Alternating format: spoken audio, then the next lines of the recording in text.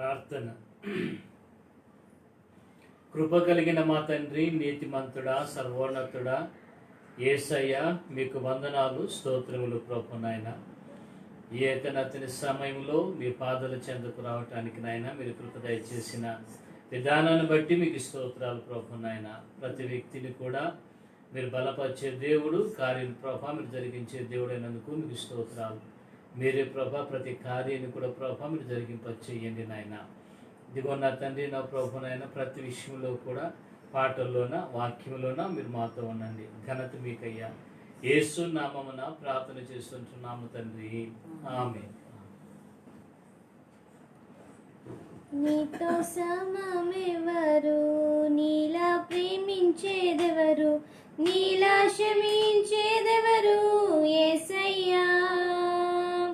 నీలా పాపికై ప్రాణం పెట్టిన వారెవరు, నీలా పాపికై ప్రాణం పెట్టిన వారెవరు, నీతో సమమెవరు, నీలా ప్రేమించేదెవరు, నీలా క్షమించేదెవరు యేసయ్యా. నీలా పాపికై ప్రాణం పెట్టిన వారెవరు, నీలా పాపికై ప్రాణం పెట్టిన వారెవరు, వెండి బంగారము ధన ధాన్యములు ఒక్క పోగేసిన నీతో సరితూగున, జీవనదులన్నీయు సర్వసాద్రములు ఒక్కటయ్యగసిన నిన్ను తాకగలవా. నీలా జాలిగల ప్రేమ గల దేవుడేడి, నీవేగా మంచి దేవుడవు. నీలా జాలిగల ప్రేమ గల దేవుడేడి, నీవేగా మంచి దేవుడవు. నీతో సమమెవరు, నీలా ప్రేమించేదెవరు, నీలా క్షమించేదెవరు యేసయ్యా.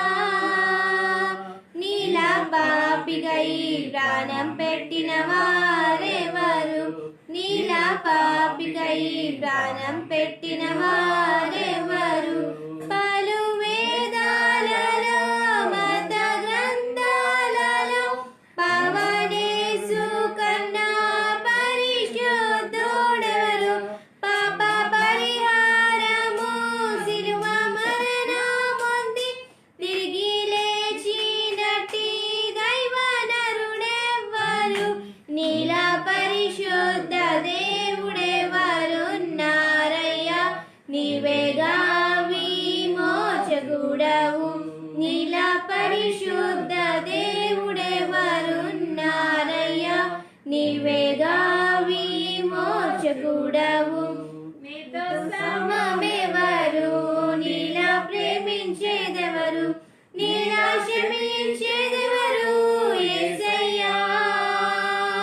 నీలా పాపికై ప్రాణం పెట్టిన వారెవరు, నీలా పాపికై ప్రాణం పెట్టిన వారెవరు, నేను వెదకకున్నా నాకు దొరికితివి, నే ప్రేమించకున్నా నన్ను ప్రేమించితివి, నీకు గాయాలు చేసి తరచు రేపితిని, నన్నెంతో సహించి క్షమించితివి.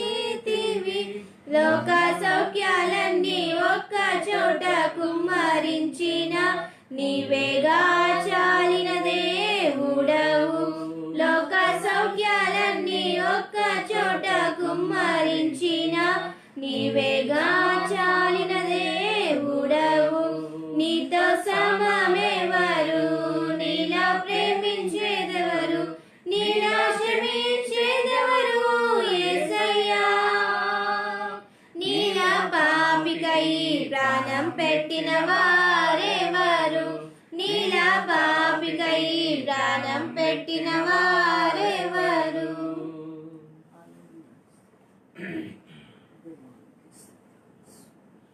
హల్లెలూయా, స్తోత్రం. ఈ సమయంలో మరి దేవుని యొక్క సన్నిధానంలో మనం కూడుకోవటానికి పరిశుద్ధులైన దేవుడు, కృప కలిగిన యేసుక్రీస్తు ప్రభులు వారు మనందరి పట్ల కూడా ఆయన ఎంతో తన కృపను మనకు దయచేస్తూ మనకు కావలసిన చక్కటి ఆలోచనలు మనకిస్తూ మనల్ని అన్ని విషయంలో కూడా నేను ఉన్నాను అని ధైర్యపరుస్తూ మరి ఆయన లేఖనాల్ని మన మధ్యకి ఆయన పంపిస్తూ ఉంటున్నాడు. అంతే అదే సమయంలో కూడా దేవుడు ఏం చేస్తుంటున్నాడంటే చలచేసే విషయంలో కూడా బాధ్యతని తీసుకున్నాడు ఆయన. ప్రతి వ్యక్తిలో కూడా ఏం కావాలంటే చలచేయబడాలి, ప్రతి వ్యక్తికి కూడా నిలబడాలి, దేవుని యొక్క కృపలో ప్రతి వ్యక్తికి కూడా ఎదగాలనేది ఆయన యొక్క ఉద్దేశం. అది ఆయన యొక్క లోకానికి రావటం, అది ఆత్మను కూడా మన మధ్యకి పంపటం కూడా ఆయన ఉద్దేశం అదే అన్నమాట. కాబట్టి మనము దేవుని విషయాల్లో బహు జాగ్రత్తగా మనం ముందుకు సాగుదాం. ఈరోజు మనకు ఒక దేవుడు ఒక ప్రత్యేకమైన సందేశాన్ని ప్రభు మనకి ఇవ్వాలని చెప్పి కూడా ఆయన ఆశపడుతూ ఉంటున్నాడు.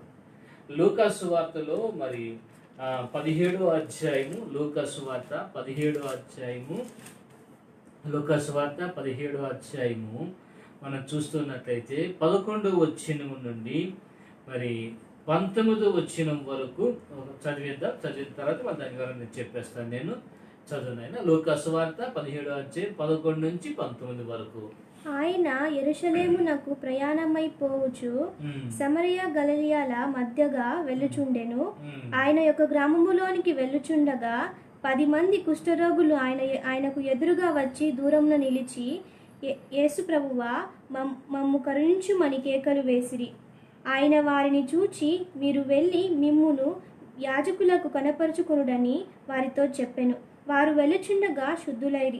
వారిలో ఒకడు తనకు స్వస్థత కలుగుట చూచి గొప్ప శబ్దముతో దేవుని మహిమపరచుచు తిరిగి వచ్చి ఆయనకు కృతజ్ఞతాస్తుతులు చెల్లించుచు ఆయన పాదముల యొద్ద సాగిలపడెను. వాడు సమరయుడు. అందుకు యేసు, 10 మంది శుద్ధులైరి కారా? ఆ 9 ఎక్కడా?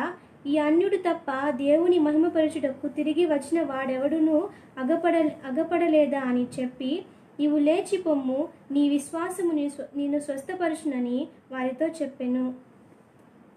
దేవునికి మహిమ కలుగును గాక. మరి మనం చదువుకున్న లేఖన భాగాలు మనం చూస్తూ ఉన్నట్లయితే లూకా సువార్తలో 17వ అధ్యాయము 11 నుంచి 19 వచనం వరకు చదివించాను. అక్కడ మనం చూస్తున్నట్లయితే యేసుక్రీస్తు ప్రభులు వారు యెరూషలేమునకు ప్రయాణమైపోవచ్చు సమరయ గలిలయ మధ్యగా వెళ్ళుచూ ఉండెను.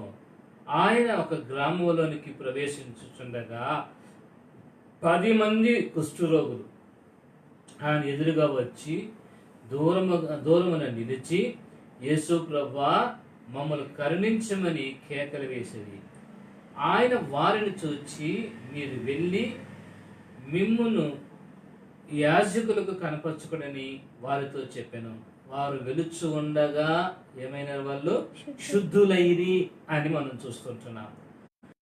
ఒకడు తనకు స్వస్థత కలుడు చూచి గొప్ప శబ్దముతో దేవుని మహిమపరచుచు తిరిగి ఆయనకు కృతజ్ఞతాస్తుతులు ఆయన పాదముల యొద్ద సాగిలపడెను.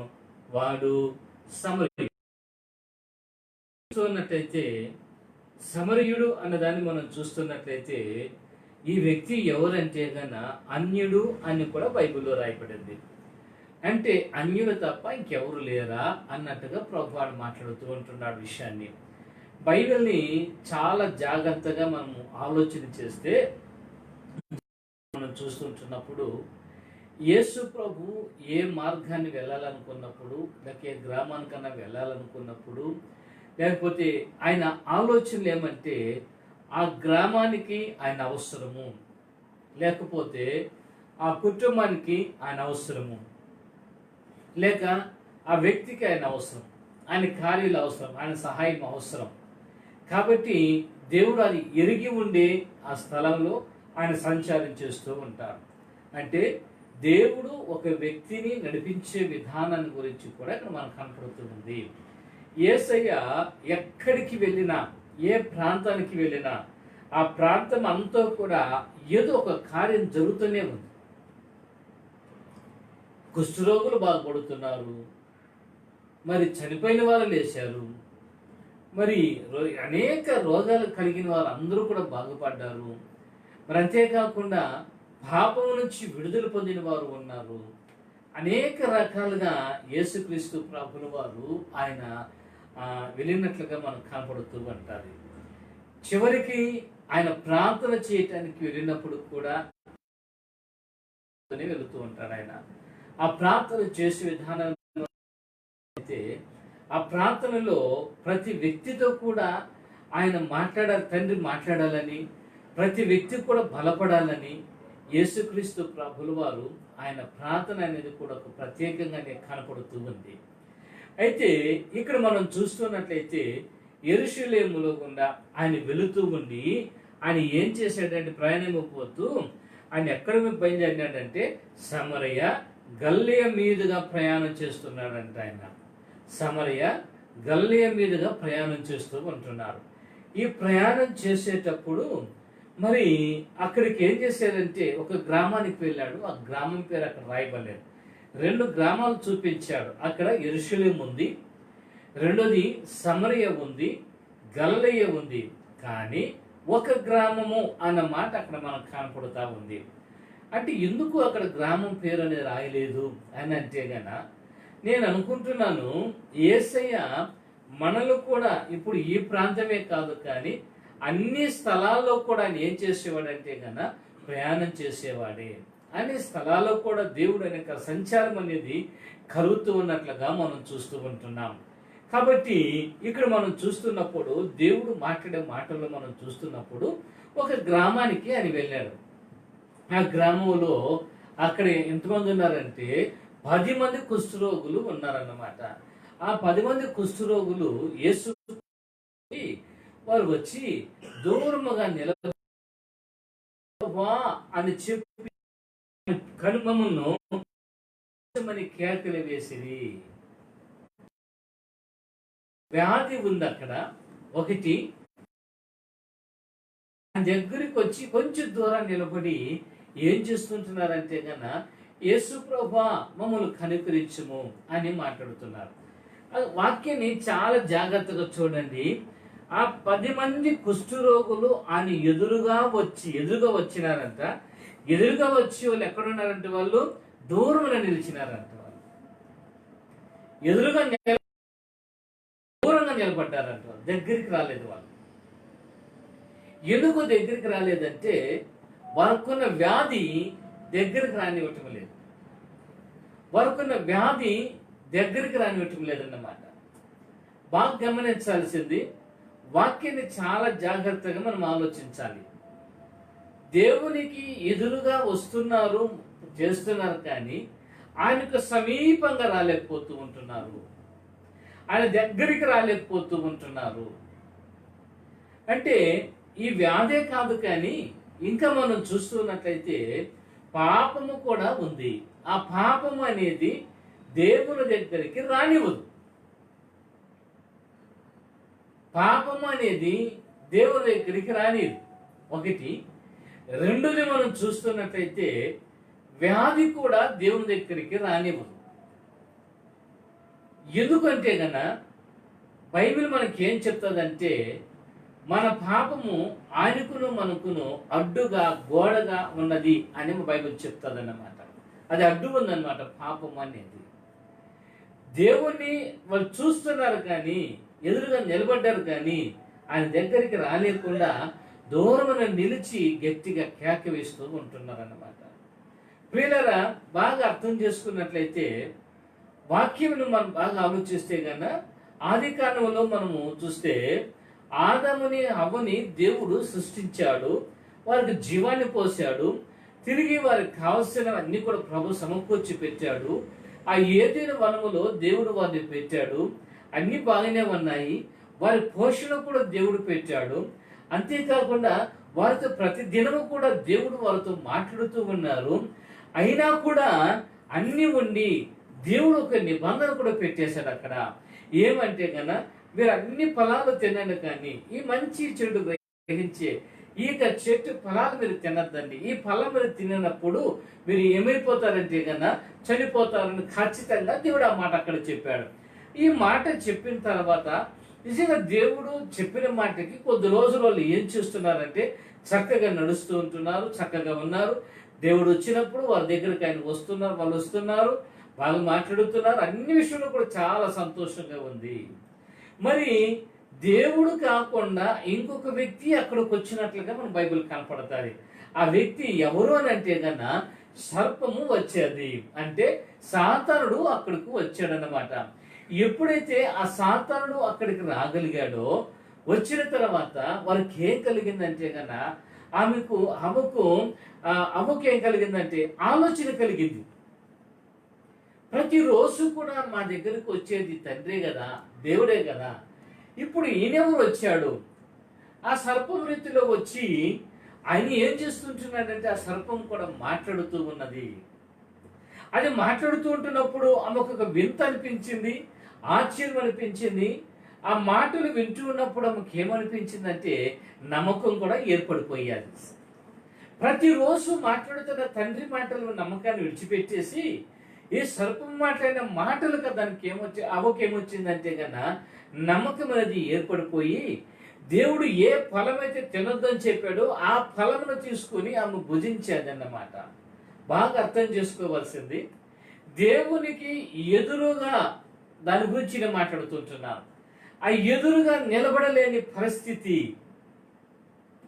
దూరముగా నిలబడ్డారు వాళ్ళు, దగ్గరికి రాలేని పరిస్థితి వరకు ఉంది.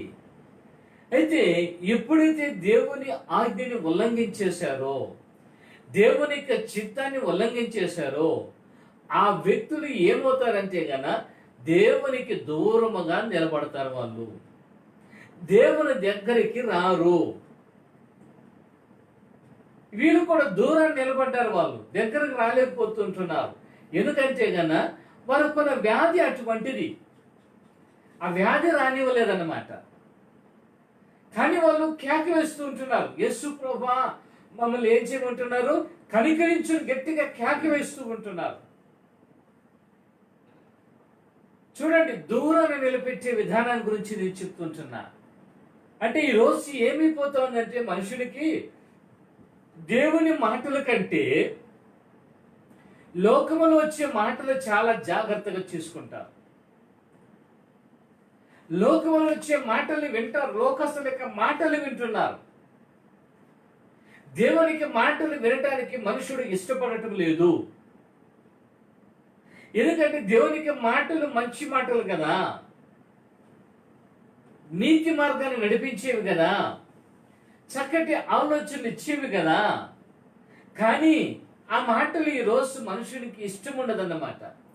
ఎవరో ఏదో చేసుకొచ్చి చెప్పారని, ఎవరు ఏదో మాట్లాడుతున్నారని వారి మీద నమ్మకం వెళ్ళిపోతా ఉంది, వారి మాటల మీద నమ్మకం ఉండిపోతూ ఉంది. అక్కడికి వెళ్ళి ఆ మాటలు విని దేవుని యొక్క ఆజ్ఞలు కూడా ఏం చేస్తుంటున్నారంటే కన్నా త్రోసివేస్తూ ఉంటున్నారు, దేవుని యొక్క ఆజ్ఞను ఉల్లంఘించేస్తూ ఉంటున్నారు. దాన్ని వదిలేసి తిరిగి ఏమైపోతున్నారంటే దేవునికి దూరం అయిపోయారు, నష్టపోయారు వాళ్ళు.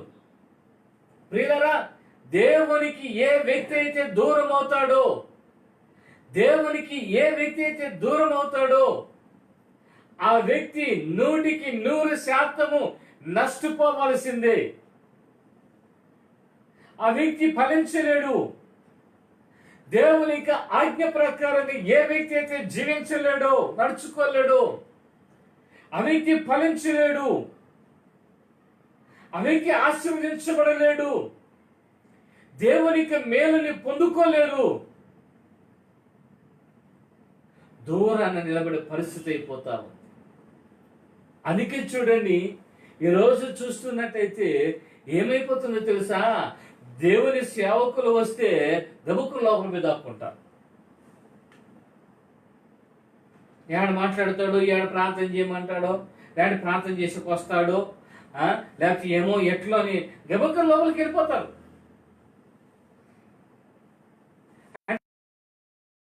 ఎవరైనా లోకస్తులు కనబడి, లేక ఎవరైనా స్నేహితులు కనబడి, లేక రోడ్లో ఎవరైనా బంధువులు పోతూ ఉంటే రండి రండి అని పిలుస్తాం ఇంట్లోకి. సేవకులు మాత్రం రండి అని పిల్లరండి. చూసి ఏం చేస్తారు చేస్తున్నా నెగ్లెక్ట్ చేసిపోతా ఉంటారు. ఏమో తెలుసా, అలాంటి వ్యక్తులు దేవునికి దూరంగా ఉన్నారు. మరి ఏమవుతున్నారంటే వాళ్ళు నష్టపోతున్నారు. వాళ్ళ కుటుంబాలు నష్టపోతున్నాయి, వాళ్ళ జీవితాలు నష్టపోతూ ఉన్నాయి. అది వారు గ్రహించటం లేదు. వాళ్ళు ఆ ఆలోచన వాళ్ళకి రావటం లేదు. అయితే ఈ వీళ్ళు కూడా నష్టపోయే ఉన్నారు. అక్కడ వీరికి కుష్టి వ్యాధి ఉంది, దగ్గరికి రానివ్వకుండా ఉండే వ్యాధి వాళ్ళ దగ్గర ఉంది. తండ్రి దగ్గర రానివ్వకుండా అడ్డుపడిపోయేది. ఆ వ్యాధితో నిలబడి ఉన్నట్లుగా మనకు కనపడుతూ ఉంది. ప్రియమైన దైవ జనాంగమా, ఈరోజు చాలా జాగ్రత్తగా గమనించండి వాక్యాన్ని బట్టి. అంటే దేవునికి సమీపంగా లేకుండా పోతూ ఉంటున్నావా? బైబిల్ ఏమని చెప్తుందంటే, తనకు నిజముగా మొరుపెట్టు వారికి అని ఎలా ఉంటాడంటే ఆయన సమీపముగా ఉండును అని మాట్లాడుతూ ఉంటున్నాడు. తనకు ఎవరైతే నిజముగా ప్రార్థన చేస్తారో, మొరుపెడతారో, అంటే నిజముగా అంటే అబద్ధం కూడా ఉంది, లేకపోతే ఏదో చెయ్యాలి కాబట్టి చేస్తున్నారేమో, ఆ విధంగా ప్రార్థన చేసే వాళ్ళ దగ్గర దేవుడు ఉండడు. దేవుడు వాళ్ళ సమీపన ఉండడు అన్నమాట. నేను చాలా మందిని గమనిస్తూ ఉన్నాను, చాలా మంది గురించి నేను చూస్తూ ఉంటున్నాను, చాలా కుటుంబాల గురించి చూస్తూ ఉంటున్నాను. ప్రార్థన అయితే చేస్తూ ఉన్నారు, మరి దేవునైతే ఆరాధన చేస్తున్నారు, కానీ వారి జీవితంలో ఫలపరితం లేకుండా పోతా ఉంది. ఆత్మీయత కనబడలేకపోతూ ఉంది. నువ్వు నిజంగా ప్రార్థన చేసినట్లయితే, నువ్వు నిజంగా దేవుని ఆరాధించినట్లయితే, ఆ ప్రభువును ఎలా నడుచుకోవాలి, ఏ విధంగా ప్రవర్తించాలి, నువ్వు ఏమి చేయాలనేది దేవుడు నీకన్నీ కూడా ఆయన బయలుపరుస్తాడు ఆయన. అయితే ఈరోజు ఆ స్థితి కనబడటం లేదంటే కారణం ఏమో తెలుసా? నీ ప్రార్థన దేవునికి దృష్టికి అది అంగీకారంగా లేకుండా పోతా ఉంది. అది దేవునికి ఇష్టకరంగా లేకుండా పోతా ఉంది. అందుకే నీ కుటుంబం, నీ జీవితం ఏమైపోతుందంటే నష్టపోతున్నారు. మీరు నిలబడలేని పరిస్థితిని కనపడుతూ ఉంది నీకు. అందుకే నువ్వు దేవుని యొక్క సన్నిధిని నీవు దూరం అయిపోతున్నావు. ప్రతి వ్యక్తిని కూడా దూరం చేసేసుకుంటున్నావు. ఏమో తెలుసా, నేను చేసేదన్నీ కరెక్టే ఉంటాయి, నా మాటలన్నీ అని నువ్వు అనుకుంటున్నావు. తప్పు, మోసపోతున్నావు. నీవు ఈ విషయంలో నువ్వు మోసపోతూ ఉన్నావు. నేను కరెక్ట్ అంటున్నావే, అదే నువ్వు చేస్తున్న తప్పది. నువ్వు ఖచ్చితంగా దేవునికి సమీపంగా ఉన్నప్పుడు దేవుడు నీకు చెప్పడా? సమాధానంగా నడుచుకోవాలని చెప్పడా? లేకపోతే ప్రేమ కలిగి నడుచుకోమని చెప్పడా? ఆయన సన్నిధికి రావడానికి మార్గాలు దేవుడు చూపించడా? సాకులు చెప్తున్నావంటే నీలో పాపం ఉంది, దేవునికి లోపం లేదు. నువ్వు మట్టుకు ఏం చెప్తున్నా తెలుసా? యేసు మా దేవుడు చెప్తున్నావు. యేసయ్య మా దేవుడు చెప్తున్నావు. నువ్వు ఆయన దగ్గరికి రాలేదు, ఆయన నీ దగ్గరికి రాలేదు. నువ్వు రావటానికి నీ దగ్గర అడ్డు ఉంది, ఆయన రావటానికి నీ అడ్డు అక్కడ కనపడుతూ ఉంది. ఆయన అక్కడ మాట్లాడుతున్న మాట అక్కడ చాలా చక్కగా కనబడుతుంది. ఈరోజు ఈ వాక్యం నేను చూసిన తర్వాత నాకు కనిపించింది, ఈరోజు మనుషుడు ఎలా ఉన్నాడంటే దూరంగా ఉన్నాడు. ఏమల్లేబా ముందుగా అన్ని రాసుకొని పూసుకొని పోతేనంట ఒళ్ళెత్తినేది పడిపోతుందంట వాళ్ళకి. లేదా అన్ని ముందుకెళ్తే అంట అన్ని మా నెత్తికి వచ్చి పడి మాకెందుకు ఇవన్నీ, ఏదో వస్తే మా కూర్చుంటే వచ్చి దూరుకుంటున్నా వెళ్ళిపోతున్నా, మాకెందుకు ఇది? దేవునికి నువ్వెందుకు అసలు ఈ కుటుంబం దేవునికి ఎందుకు? మాకెందుకు మరి? ఇప్పుడు దేవుడికి నువ్వెందుకు అసలుకు? అది నువ్వు ఆలోచించేయలేదా? అంటే నువ్వు మహాజ్ఞానం అనుకుంటున్నావా? లేదా నాకు డబ్బు ఉంది అనుకుంటున్నావా? నాకు ఆరోగ్యం ఉంది, నాకు శక్తి ఉంది అనుకుంటున్నావా? నీ డబ్బు, నీ అధికారము, నీ శక్తి, నీ ఆరోగ్యము ఒక్కరోజు అవన్నీ కూడా క్షీణించిపోయేవే, నిలబడేవి కాదవి. ఇక్కడ దీంట్లో ఇంకో మాట ఏం కనపడుతుందో తెలుసా? వారు యేసు ప్రభువా అని మమ్మల్ని కనుకరించుము అని బ్రతిమలాడుతున్నారు. మళ్ళీ అక్కడి నుంచి మంచిది, బ్రతిమలాడారు, బాగానే ఉంది. అక్కడ బైబిల్లో ఇంకా మనం చూస్తున్నట్లయితే ఆయన పెద్ద ఆయన యేసయ్య ఏం చెప్పాడంటే, మిమ్మును యాజకులకు కనపరచుకోడని వారితో చెప్పాను. మిమ్మల్ని మీరు ఏం చేయమన్నాడు? యాజకునికి కనపరచుకోండి. అసలు యాజకుడు అంటేనే పాస్టర్ అంటేనే మీకు కాదు. అబ్బే నేనే పాస్టర్ని. ఒక ఫ్యామిలీ ఒక గ్రామంలో ఉన్న వాళ్ళు ఆరాధనకి రాలేదు. రాకపోతే నేను వెళ్ళాను, ఏమయ్యా రాలేదు, బల్లారాధన జరుగుతుంది కదా రాలేదంటే, నువ్వేమి ఇచ్చేది, దేవుడే నా మీదకి వచ్చేసినాడు అన్నాడు ఆయన. వారే నాకు కొంచెం భయం వేసింది, నాకు దేవుడే ఆయన మీదకి వచ్చేసినాడంట. ఏమయ్యా రాలేదు, బల్లారాధన రాలేదంటే, నేనే చేసిన, మేమే సిద్ధం చేసుకున్నాం, మేమే చూసుకున్నాం, మేమే తిన్నాం, మేము అన్ని మేమే చేసుకున్నాం, మీరేది వచ్చేది మా ఇంటికి, మేమే చేసుకున్నాం పోండి అన్నారు. నేనేం మాట్లాడలేదు. నేను ఇంకా అవకాశం ఎక్కడుంది నాకు? అక్కడ ప్రార్థన చేసే అవకాశం ఎక్కడుంది? నేనే దేవుడిని వేస్తాను, నా మీదే దేవుడు ఉన్నాడు, నేను చేస్తే నాకు అన్ని జరుగుతున్నాయి, నాకు అన్ని బాగున్నాయినప్పుడు నేను ప్రార్థన చేస్తానంటే వదిలేను, చేతులేపు అనేసి వచ్చేసాను. నేను ప్రియులారా నిజంగా చెప్తున్నాను, నేను వచ్చేసిన తర్వాత ఒక వారం రోజుల్లోనే ఆయన మళ్ళీ మెంటల్ ఎక్కి ఆ పిచ్చి ముదిరిపోయి తన ఇంటిని తానే తగలు పెట్టుకున్నాడు, నిప్పంటించుకున్నాడు. ఇల్లు కాలిపోయాడు, బట్టలు కాలిపోయినాయి, కట్టుబట్టలతో నిలిచిపోయాడు. మళ్ళీ అక్కడ మళ్ళీ వెళ్ళాను ఆ కుటుంబానికి నేను. ఏంటి మీ పరిస్థితి? ఆ కుటుంబం ఈ రోజు వరకు నిలబడలేదు. మీరు అనుకుంటున్నారు దైవ సేవకుని మీ ఇంటికి వచ్చిన తర్వాత, లేకపోతే దైవ సేవకునికి అక్కడ ఏమంటున్నాడు, యాజకునికి మీ దేహముని ఏం చేయమంటున్నాడు? కనపరచుకోండి, వెళ్ళండి, ఆయన దగ్గరికి వెళ్ళండి అంటే ఆయననేమి దేవుడు. ఎప్పుడు యాజకుడు దేవుడు అన్నే అండు. యాజకుడు ఎప్పుడు దేవుడు చెప్పడు. కానీ దేవుడు ఎందుకు అక్కడ నియమని పెట్టాడు? యేసు ప్రభు దేవుడు కదా, ఈ లోకానికి వచ్చినాడు కదా ఆయన ఎందుకు మనుషుల దగ్గరికి వెళ్ళి బాప్తిస్మం తీసుకున్నాడు? ఆయన యేసు ప్రభు దేవుడు కదా, ఆయన ఎందుకు ఆరాధనకి వెళ్ళి విశ్రాంతి దినమున ఆయన తీసుకుని లేఖనాన్ని ఎందుకు ఆయన చదివాడైనా? ప్రతిదీ కూడా మనకు మార్గంగా చూపిస్తున్నాడు, ఆయన మార్గం చూపిస్తున్నాడు. దీన్ని ఈ విధంగా అనుసరించని నేను చూపించాడు ఆయన. కానీ మనుషుడు ఈరోజు దేవుని ఏమంటే, వద్దులే ఈరోజు ఇంట్లోనే కూర్చొని నేను కూడా కూర్చుంటాను నీతో ప్రార్థనలో, మనం ఇంట్లోనే ప్రార్థన చేసుకున్నాం. ఆ సర్దిమొక్క వాడు చెప్పేది ఈ సర్దిమొక్క కూర్చుంటే ఇంట్లో ఏమంటే మేము ఇంట్లో మేము కూర్చొని ప్రార్థన చేసుకున్నాం. ఎవడు కావాలా ప్రార్థన?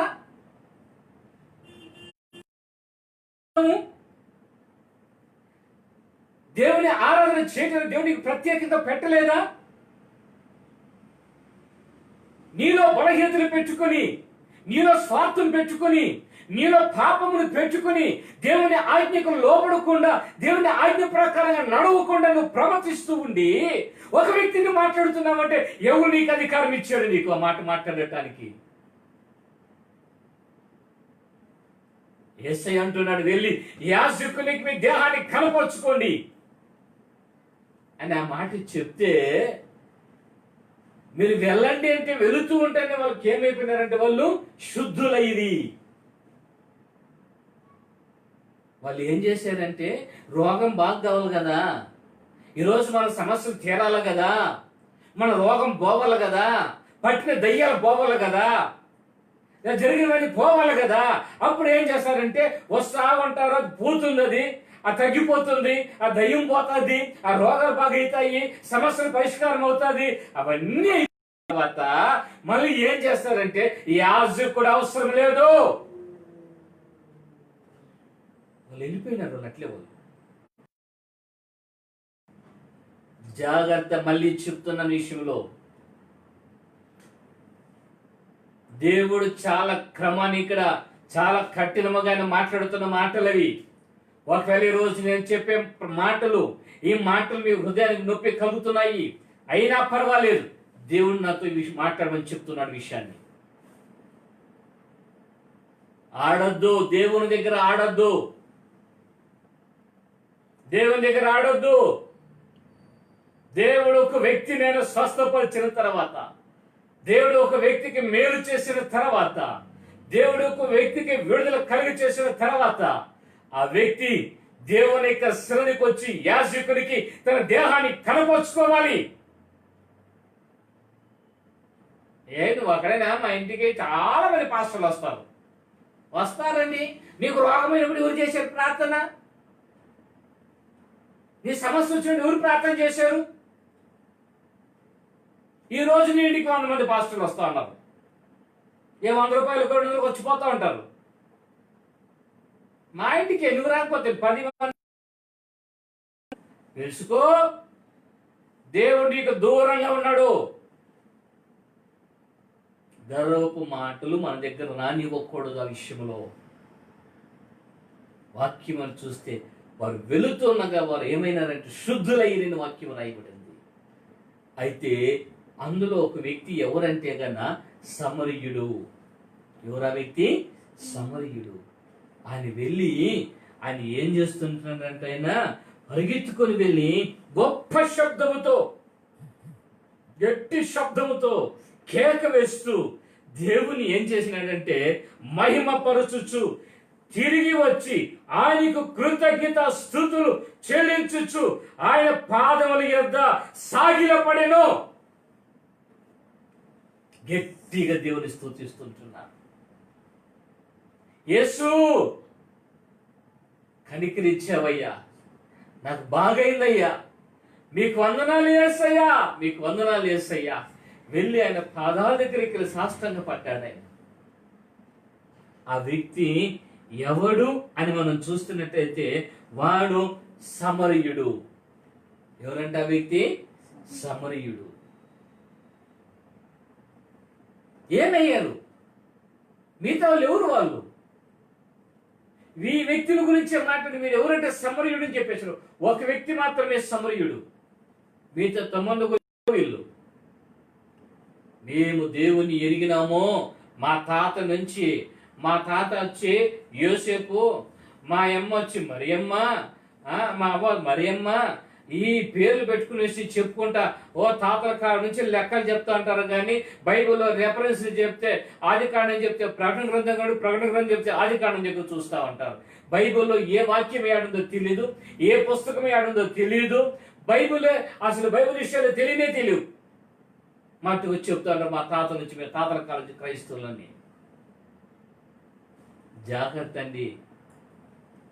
ఈయన సమరయుడు. ఈయన ఆ వ్యక్తి ఎవరు అని అంటే మళ్ళా అక్కడ ఎక్కడ తమ్మండుకుని ఎక్కడ అని పిలిస్తే ఆ మాట అడిగి, ఈ అన్యుడు దేవుని మహిమపరచుటకు తిరిగి వచ్చిన వాడు ఎవడు అగబడలేదా? ఈ వ్యక్తి తప్పించి ఇంకెవరు రాలేదా?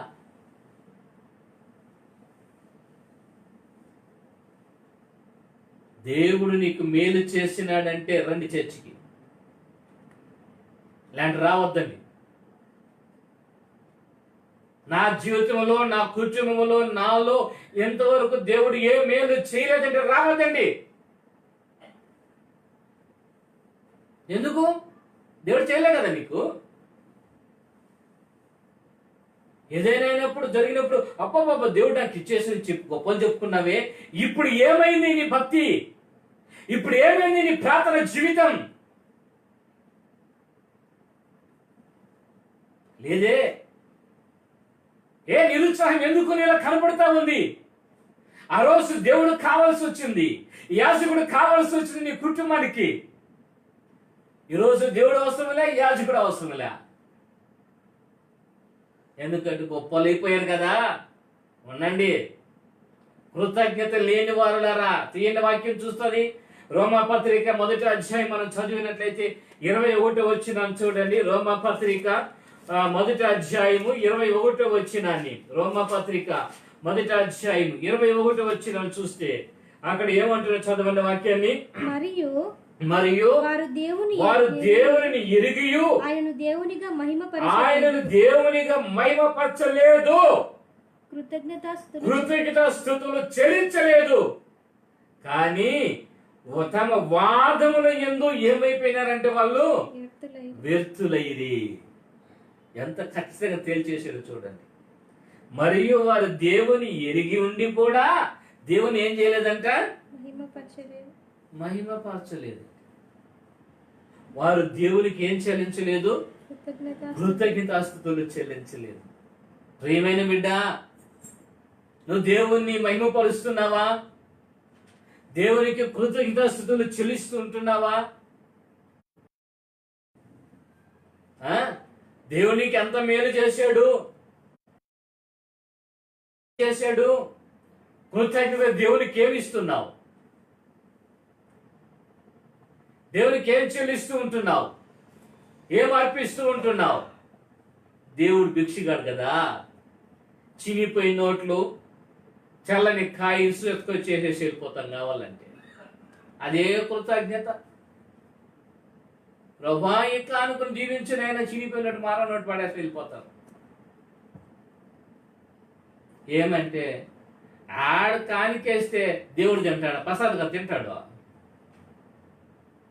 ఆయనకి లేకపోతే దశభాగం ఇస్తే దేవునికి వచ్చి ఆయన కదా తినేది. దేవుడు పిలిచిన ఎవరినైనా కానీ ప్రసాద్ కావచ్చు, నా ఇంగూరు కావచ్చు, దేవుడే.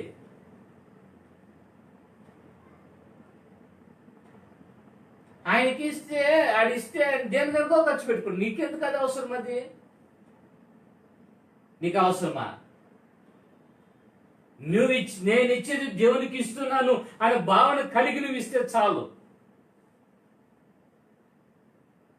ఆ ఆలోచన నీకు రాదు, నువ్వు ఇచ్చేది నీకు తెలియదు, మాట్లాడేది మాత్రం చాలా చక్కగా మాట్లాడతావు. తీయండి బైబిల్, చదవండి ఎక్కడైనా సరే. ఒక అన్యుడు దేవుని రుచి చూచాడంటే ఆ వ్యక్తిలో విశ్వాసం ఎంత గొప్పగా ఉంటుందో తెలుసా? సాష్టాంగ పడిపోయాడు దేవుని దగ్గర. దేవుని ఎరగనే వ్యక్తి అన్యుడు ఆయన రుచి చూసిన తర్వాత, ఆయన దగ్గర మేలు పొందుకున్న తర్వాత సాష్టాంగపడి కృతజ్ఞతాస్తుతులు చెల్లిస్తూ ఉంటున్నాడు. కానీ ఈరోజు మనుషుడు కృతజ్ఞతగా జీవించటం లేదు.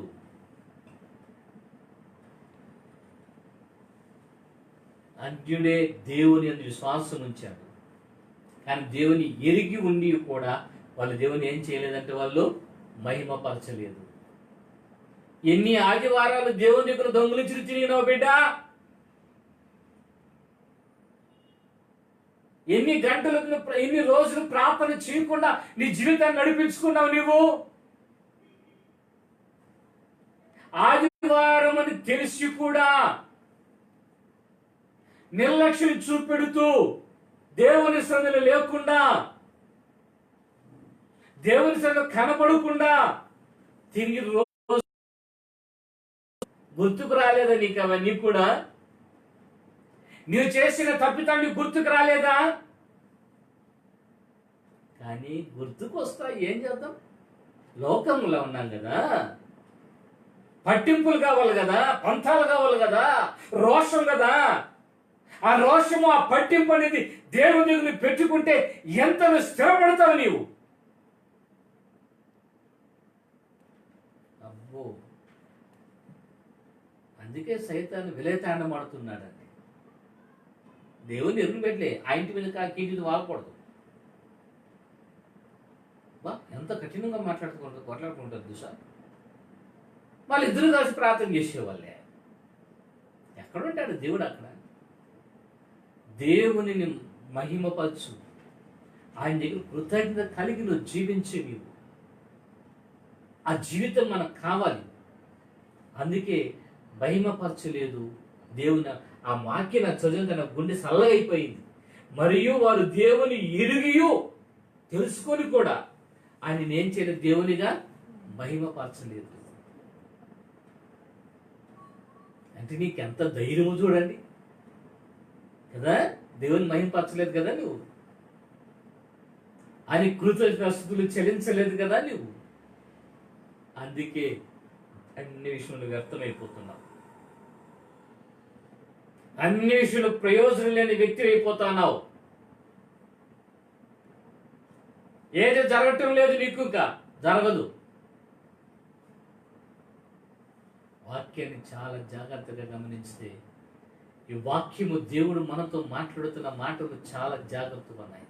ఒకవేళ మాటలు నీకు కోపం వచ్చి హృదయాన్ని కఠినం చేసుకుంటావు నాకు తెలియదు, కానీ కఠినమైనా కూడా దేవుడు ఈరోజు ముఖసూటిగా మాట్లాడుతూ ఉంటున్నాడు.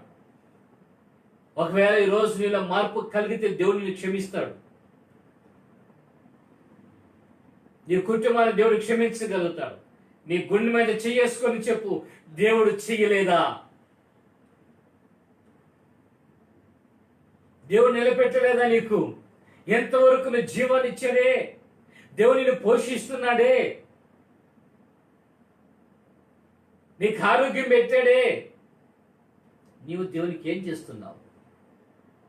తిని పడుకొని సోమనలాగా తిరుగుతున్నారు కదా, అదేనా దేవుని తెలుసుకోవటం అనేది? బైబిల్ చాలా జాగ్రత్తగా గమనించండి. వాక్యాన్ని చాలా ముఖసూటిగా ప్రవహిస్తున్నాను. మనము దేవునిని ఎరిగి ఉన్నట్లయితే ఆ దేవుడు మన పట్ల ఏం చేస్తాడంటే కన్నా కార్యం. ఎందుకంటే దేవుడు శరీర భాగములు అన్నిటికీ కూడా ఎముకలు పెట్టినాడు, కానీ ఈ నాలుగు ఏం పెట్టలేదు, ఎముక పెట్టలేదు, ఎముక లేదు దీనికి. కాబట్టి ఎట్లయినా మాట్లాడుతుంది. బాగలేనప్పుడు, ఏదైనా వచ్చినప్పుడు, ఏదైనా మాట్లాడినప్పుడు ఏం చెప్పేస్తారో తెలిసిన, అబ్బో నేను ఏమైనా సరే దేవుని చేస్తా, దేవుని నేను ఏమైనా చేస్తా, ఏమైనా ఇస్తా. కాస్త బయట పడిపోతే కన్నా ఏమీ చేసేవాళ్ళు కూడా చేయని. అంటే ఏం చూస్తా, దేవుని ఎరిగి ఉండి కూడా దేవునిని వారు ఏం చేయలేకపోతుంటున్నారు, మహిమపరచలేకపోతుంటున్నారు, ఆయన ఆరాధించలేకపోతుంటున్నారు, ఆయన్ని గణపరచలేకపోతూ ఉంటున్నారు, ఆయన కృతజ్ఞత చెల్లించలేకపోతుంటున్నారు. అందుకే వారు వ్యర్థులైపోతున్నారు. జాగ్రత్త, వ్యర్థురాలు కావద్దు. నీ కుటుంబం వ్యర్థం కాకూడదు. నీ కుటుంబము ఆశీర్వదించబడాలి, నీ కుటుంబం బలపడాలి, నీవు బలపడాలి, నువ్వు ఆశీర్వదించబడాలి. దేవుని ఎరిగిన నీ జీవితంలో నువ్వు ఆశీర్వదించబడాలి, నువ్వు నిలబడాలి. అది దేవుడు చూస్తుంటున్నాడు. ఆ విషయం కావాలని ప్రభు చూస్తున్నాడు. అందుకని ఆ మాట చెబుతూ అని ఏమంటున్నాడు, లేచిపోము, నీ విశ్వాసము నిన్ను ఏం చేసింది, స్వస్థపరచనని వారితో చెప్పెను. నీ విశ్వాసం నిన్ను ఏం చేసింది? నేను బాగు చేసినానా? నేను చేయలే. చేసిన వాడు ఎవరు? నీవు విశ్వసించినావు, నీ విశ్వాసమే నిన్ను ఏం చేసింది, అంతే. కొంతమంది ఏమంటారు దానికి, ఈ డాక్టర్లో కానీ హార్ట్ స్పెషలిస్టు, బ్రెయిన్ స్పెషలిస్టు, మళ్ళీ ఈ సర్జన్ స్పెషలిస్టులు, అన్నిటికీ ఇప్పుడు స్పెషలిస్టులు అయిపోయినట్లుగా పాస్టర్లు కూడా పాస్టర్లు అయిపోయినారు. ఏమంటే గాన అద్భుత వరములు కలిగిన దైవ సేవకుడు స్పెషలిస్ట్ అయినా, గొప్ప ఉజ్జీవ ప్రసంగికుడు ఆయన ఒక స్పెషలిస్ట్ అయినా, అంతర్జాతీయ సువార్థికుడు ఈయన ఒక స్పెషలిస్టు. ఏదో దేవుని మాట 4 మాటలు చెప్పేవాడు స్పెషలిస్ట్ కానీ కాడు. అది చూసేసి ఎక్కడ కూడా పరిగెత్తుకుని వెళ్ళిపోతారు. ఆయన ఎవరు? ఆయన స్పెషలిస్ట్ అంట. ఆయన నిలబడితే ఆయన చెయ్యి తెచ్చి అట్టే పడిపోతారంట. స్పెషలిస్టులు ఇట్లాంటి చాలా స్పెషల్ అయిపోయినాయి అన్నీ కూడా. కానీ బైబిల్ని మనం చాలా జాగ్రత్తగా చూస్తే నీ విశ్వాసం స్వస్థపరుస్తుంది. హల్లెలూయా. నీ విశ్వాసమే నిన్ను బాగు చేస్తుంది. నువ్వు విశ్వసించంతే. ప్రార్థన చేసే నాలో ఏమీ లేదు, నేను ఒక బుర్రనంతే. ఆయన ఆజ్ఞాపిస్తే నేను చేయగలుగుతానంతే. ఆయన కార్యం చేసేవాడు ఆయన. అందుకే యేసయ్య నువ్వు విశ్వసించినావు, నీ విశ్వాసం నిన్ను ఏం చేసింది? బాగు చేసింది. దేవుడు అంత బాగా అంటున్నాడు. విశ్వాసాన్ని గురించి ఆయన మాట్లాడుతుంటే నాకు చాలా అనిపించింది. అంటే దేవుడు ఆయన చూసేది ఏమంటేనా, ఆయన కార్యాలన్నీ కూడా చాలా గొప్ప కార్యాలు. బైబిల్లో ఎక్కడ కూడా స్పెషలిస్ట్ చెప్పుకోలేదు వాళ్ళు చేసిన కార్యం. పేతురు యోహాను భయపడిపోయినారు. వాళ్ళు దేవతలు దేవుళ్ళు అని మాట్లాడుతూ ఉంటే, ఆ అపోస్తలుల కార్యం 3వ అధ్యాయంలో దేవుళ్ళను మాట్లాడితే ఆ మాటకి వాళ్ళు భయపడ్డారు. వాళ్ళు మేము దేవుళ్ళం కాదు, యేసు నామమును మాత్రమే మేము పంచేవారు. ఎంత చక్కగా మాట్లాడినారు. నీ విశ్వాసం అంటే అమ్మా, అయ్యా నీకు విశ్వాసం ఉంటే ఎంత గొప్ప కార్యమైనా నీ కుటుంబంలో నువ్వు సాధించగలవు. నీ జీవితంలో కార్యం నువ్వు పొందుకోగలవు. నీవు ఆ విశ్వాసం రాలేదే, ఎంత చెప్పినా కూడా విన్నంతసేపే అది విని వెంటనే లేచిన వెంటనే ఎదిరించుకొని వెళ్ళిపోతారు. అంతే, అయిపోయాడు విశ్వాసం లేక. వింటాం, బాగా వింటాము, ఏడస్తాం, కావాలంటే కాసేపు లేచిపోయేటప్పుడు మర్చిపోయి ఇది చేసి వెళ్ళిపోతాం. అదిగో కానీ ఏమన్నాడంటే దేవుడు 2 చెవులు ఇచ్చింది ఎందుకు? ఓ చెవుతో వినటానికి, ఓ చెవుతో వదిలేయటానికి అంట. అంటే దేవుని మాట లోపల రావు. మళ్ళీ బైబిల్ చెప్తుంది వినటం వలన ఏం కలుగుతుందంట? విశ్వాసం కలుగుతుంది. దేవుని మాటను జాగ్రత్తగా వింటున్నావా? దేవుని మాటను జాగ్రత్తగా గ్రహిస్తుంటున్నావా నీవు అని అంటే, ఆ గ్రహింపు శక్తి అనేది మనుషుడికి రావటం లేదు, వినటం లేదు. అది మెయిన్ పాయింట్. ఏదో మనసులో పెట్టుకొని, ఏదో ఆలోచనలో పెట్టుకొని నువ్వు కూర్చొనేసిందే బుద్ధిమంతురాలు మారిక నువ్వు కూర్చొని సరిపోతుందా?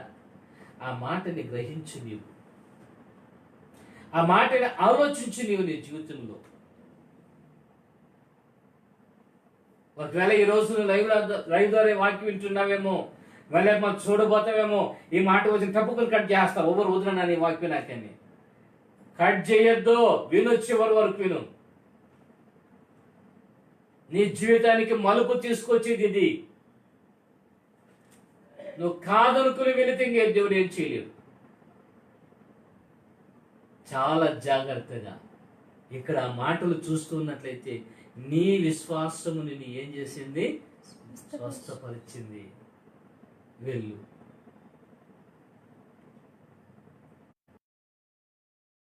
నిన్ను బాగు చేస్తుంది, నీ కుటుంబాన్ని బాగు చేస్తుంది. విశ్వాస సహితమైన ప్రార్థన రోగిని ఏం చూస్తుందంట? స్వస్థపరచు. విశ్వాసం అని అది నిజ స్వరూపాన్ని మనం చూస్తామంట. ఏది మనకు అదృశ్యమైన వాటిని దృశ్యమైన వాటిని మనం ఎప్పుడైతే మనం విశ్వసించగలుగుతామో దాన్ని మనం చూస్తాం. మనం నీకు కనబడిన దాన్ని నేను చూస్తున్నానని నువ్వు విశ్వసించినట్లయితే నువ్వు ఖచ్చితంగా నువ్వు అనుభవిస్తావు దాన్ని, నువ్వు చూస్తావు దాన్ని, క్రియాపూర్వకంగా నువ్వు చూడగలుగుతావు దాన్ని, నీ కంటితో నువ్వు చూస్తావు. మళ్ళీ అంటే ఊహతో చూసావు, మళ్ళీ నీ కంటితో ఖచ్చితంగా దాన్ని నీవు చూస్తావు. ఉందా ఆ విశ్వాసం? అలా ఉంటున్నావా? ఆ విధంగా ఉంటే దేవుడు కార్యం చేస్తాడు. విశ్వాసం లేకపోతే మనం ఏం చేసేది? అది మనకు చాలా అవసరం. మనకి విశ్వసించండి, దేవుళ్ళు జీవించండి, ఆ విశ్వాసం పెట్టుకోండి. ఏ మనుషుడు ఎవరు ఏమి చేయలేరు, చేసేవాడు ఎవరు? యేసయ్య. బాగు చేసేవాడు ఆయనే. నిన్ను చూస్తాడు ఆయన, నన్ను చూస్తాడు ఆయన. నాలో విశ్వాసం ఉంటే నన్ను దేవుడు బలపరుస్తాడు, నీలో విశ్వాసం ఉంటే దేవుడు నిన్ను చూసి బలపరుస్తాడు ఆయన. ఎవరో చెప్తే జరగదు, అది ఎవరో ఏదో మాట్లాడితే జరగవు మనకి. దేవుడు మనం చూసిన తర్వాత ఆయన చేసేవాడు, నిర్ణయించేవాడు కూడా ఆయనే. కాబట్టి ఈ విషయాలు మనం చాలా జాగ్రత్తగా మనం ఉండాలి. ఇంకొక రెఫరెన్స్ చదువుకొని ముగించుకుందాం మనము. కీర్తన భాగంలో నుంచి 7వ కీర్తన 17వ వచనాన్ని మనం చదువుకుందాం. 7వ కీర్తన 17వ వచనాన్ని మనం చూస్తే కనుక కీర్తన భాగంలో నుండి 7వ కీర్తన 17వ వచనాన్ని మనం చూస్తే గన యెహోవా న్యాయము విధించువాడని నేను ఆయనకు కృతజ్ఞతాస్తుతులు చెల్లించెదను. సర్వోన్నతుడైన యెహోవా నామమును నేను ఏం చేస్తాను? నేను కీర్తించెదను. ఆయన ఏం చేసేవాడంటే ఆయన న్యాయము విధించువాడని ఆయనకి నేను ఏం చేస్తాను? నేను కృతజ్ఞతలు చెల్లిస్తాను. నేను కృతజ్ఞతలు చెల్లిస్తాను. నేను సర్వోన్నతుని యెహోవా నామమును నేను ఏం చేస్తాను? నేను కీర్తించను. ఎట్లా ఉంటుందంటే అర్థమైన ఒక మాట చెప్తాను. నేను ఒక వ్యక్తి చలిలో ఉన్నాడు, చలిలో కొనుక్కో ఉన్నాడు. అతను చలిని తీర్చక నీ దగ్గర దుప్పటి ఉండొచ్చు, కానీ దాన్ని పెట్టుకుంటాం మనం, రిజర్వ్గా పెట్టుకుంటాం మనం. అయ్యో బిడ్డ పాప చల్లోనే కొనుక్కున్నాడే, అయ్యో పాప బిడ్డ అంటే కనికరంగా మాట్లాడతాం. అయ్యో ఆ బిడ్డ ఆకలి అన్నాడే, ఆ బిడ్డ ఆకలి అన్నాడే, నువ్వు అన్నం పెట్టలే కానీ ఏమంటావు? ఆకలి అన్నాడే, పాపం ఎట్లన్నాడు ఏమో. నువ్వు పీకల దగ్గర తిని ఆరక్క మళ్ళీ మిగిలిపోయి తోటలో పడేస్తావు, కావాలంటే కుడుతులు పడేస్తావు. పెట్టాం మనం. అయ్యో ఆకలి అనుకుపోయినాడే, అన్నం పెట్టమన్నాడే, పెట్టలేదే. అన్నం పెట్టమన్నాడే, నువ్వు పెట్టేది అతను చదువు దుప్పటి కప్పేది నువ్వు అంటే ఏమంతే కానీ ఇప్పుడు మన వాళ్ళు కృతజ్ఞత అనేది ఎట్లా అంటే ఉందంటే కన్నా, అయ్యో నేను ఏమి చేయలేదే, చేయగలిగే దేవుడికి పెట్టాడు కదా, చెయ్యి ఉంటున్నాను. కానీ ఇవ్వలేకపోతే ఏమి ముందుకు రాలేదా? పోతున్నావా? చెయ్యనెరిగి చేయని వారికి అది వాళ్ళ పాపం అంటారు. దేవునికి చేయవలసిన చేయకపోవటం పాపం అది. దేవునికి ఇవ్వాల్సిన ఇవ్వకపోవటం పాపం అది. దేవునికి కృతజ్ఞత చెల్లించకపోతే అది పాపమే. అది ఆయన నామమును స్తుతించకపోతే, గర్పరచకపోతే పాపం కాదా? నేను సినిమాలు చూడను, నేను అట్లున్నాను ఇట్లున్నాను బాగున్నాను అన్ని అవన్నీ కాదు, ఇవి పెట్టుకున్నావు కదా. ఇవిది ఫస్ట్. ప్రతి దానిని కూడా మనం ముందుకు దేవుడి దగ్గర ముందుకు సాగాలి మనం. అందుకే దేవుడు మనం అందరినీ కూడా ఏం చేస్తున్నాడు? న్యాయముని విధించువాడని ఆయనకి కృతజ్ఞతాస్తుతులు చెల్లిస్తూ ఉంటున్నాం. ఎంత మంచి మాట. మళ్ళీ రెండోది ఏమంటున్నాడమ్మా? రెండో మాట, సర్వోన్నతుడైన యెహోవా నామమును కీర్తించెదను. అంటే ఆయన నామాన్ని నేను ఏం చేస్తున్నానంటే కీర్తిస్తుంటున్నాను. అంటే ఆయన్ని కీర్తించండి, ఆయన గణపరచండి. ఊరికే కీచులాట్లు ఇవి అవి మనకు అవసరం లేదు. మనకి విసుగు పడద్దు, బాధపడ. దేవుని స్తుతించి నీవు కార్యాలు కూడా చేస్తాడు. ఆయన ఎప్పుడు ఎవరిని కూడా నష్టపెట్టేవాడు కాదు.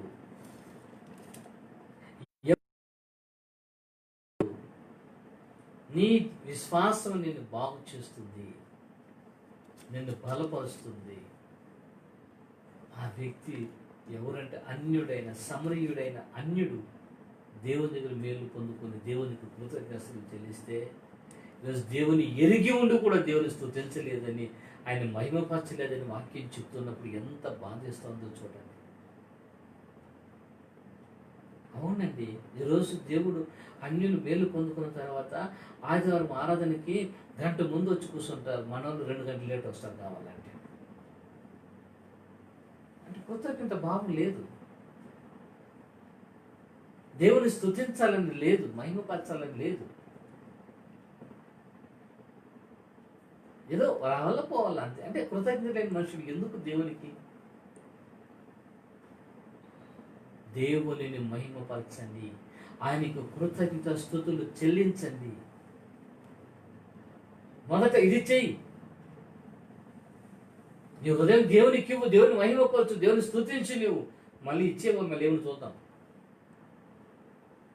ఇదే కానీ అదేం చేస్తాను. కాబట్టి ప్రేమైన దైవజనాంగమా, ఈరోజు దయచేసి నా 2 చేతులు జోడించి చెప్తున్నాను, నష్టపోవద్దండి, వ్యర్థులు కావద్దండి.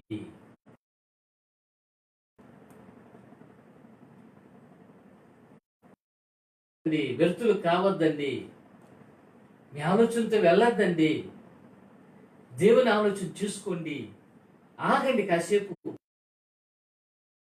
మహిమపరచండి, ఆయన పని చేయనివ్వండి. మీ కుటుంబాల్లో, మీ జీవితంలో ఆయన పని చేయనివ్వండి. అవకాశం ఇవ్వండి ఆయనకి. అవకాశం ఇవ్వకుండా నువ్వు దూరంగా ఉండేసి దేవుడు నా చేయాలా, దేవుడు నా చేయాలా, నీకే నా చేయాలన్నా ఏడ చేస్తాడైనా?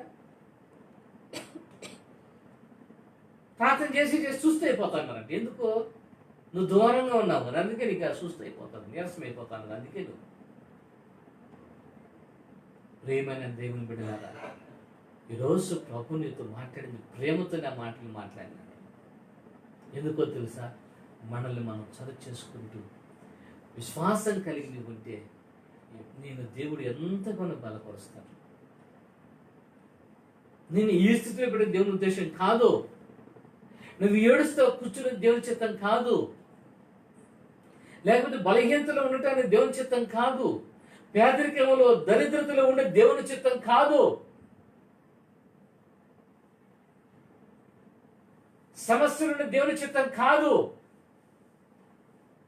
అయితే దేవుని దగ్గర ప్రార్థన చేసుకొని మన జీవితాల ముందుకు సాగించుకొని ఆయన యందు విశ్వాసం ఉంచినట్లయితే ప్రభు సమస్తమైన కార్యాలన్నీ కూడా చేసేవాడు ఆయనే. కాబట్టి అట్టి కృపతో ఈరోజు మీ కుటుంబాల్లో, మీ జీవితంలో, మీ విశ్వాసాన్ని బట్టి దేవుడు మీ పట్ల మీ కుటుంబం పట్ల కార్యలు జరిగింప చేయను దాకా ఆమేన్. ప్రార్థన చేసుకుందాం. కృప కలిగిన మా తండ్రి, నీతిమంతుడా, సర్వోన్నతుడా, యేసయ్య మీకు వందనాలు, స్తోత్రములు ప్రభు నాయన. ఈరోజు మాత్రం మీరు ప్రత్యేక మీకు వందనాలు ప్రభు నాయన. అవును స్వామి దేవా, మీకు స్తుతులు చెల్లించలేదని, మిమ్మల్ని మహిమపరచలేదని, అందుకే మా వాదన విషయంలో వ్యర్థమైపోతున్నామనే విషయాన్ని మాకు తెలియజేశారు ప్రభా నాయనా. ఆ విధంగా వ్యక్తులు కాకూడదు అయ్యా నా తండ్రి. ఎవరు పాడు కాకూడదు ప్రభా, ఎవరు పతనం అయిపోకూడదు ప్రభా నా తండ్రి నాయన. ప్రతి వ్యక్తి కూడా ముందుకు సాగాలి ప్రభా నా తండ్రి. ప్రతి వ్యక్తి ముందుకు ఎదగాలి ప్రభా నా తండ్రి నాయన. దేవా నా తండ్రి, ఈరోజు మీరు ఇచ్చిన మాటలు బట్టి మీకు వందనాలు యేసయ్యా, వందనాలు యేసయ్యా, మీకు స్తోత్రాలు ప్రభు నాయన. ప్రతి వ్యక్తి కూడా అయ్యా మీ చిత్తానికి లోబడటానికి నా తండ్రి నా ప్రభు నాయన. అయ్యా నా తండ్రికి దేవా నా ప్రభు మిమ్మల్ని కృతజ్ఞత స్తుతులు చెల్లించడానికి నా ప్రభు నాయన మీరు కృప దయచేయమని ప్రార్థన పిల్లలకి విశ్వాసాన్ని కలిగించండి ప్రభా నా తండ్రి నాయన. అయ్యా వారి కుటుంబాల పట్ల మీ కార్యాలు ప్రభా మీరు చేయమని మీకు స్తోత్రాలు ప్రభు నాయన. మీ కార్యాలు ప్రభా మీరు చేయండి నా తండ్రి, మీకు స్తోత్రాలు ప్రభా నా తండ్రి. మాటలు చేయడానికి నేర్పించండి ప్రభా, మీకు స్తోత్రాలు. కృప చూపెట్టండి. విన్న ప్రతి కుటుంబాన్ని, ప్రతి వ్యక్తిని ప్రభా నా తండ్రి నా ప్రభా వారి విశ్వాస పరిమాణాలను బట్టి నా తండ్రి వారిని మీరు హెచ్చింపచ్చమని ప్రార్థన చేస్తుంటున్నాను. ప్రతి విషయంలో ఘనత మహిమలు మీకు నాన్న యేసు నామమున ప్రార్థన చేస్తున్నాము తండ్రి. తండ్రి దేవుని ప్రేమ, కుమారుని క్రీస్తు కృప, పరిశుద్ధాత్మిక సహవాసము వాక్యమైన బిడ్డలతో ప్రతి వ్యక్తితో కూడా ఆయన కృపయు సమాధానమును ఆశీర్వాదమును సదాకాలంతో నడిపించును గాక.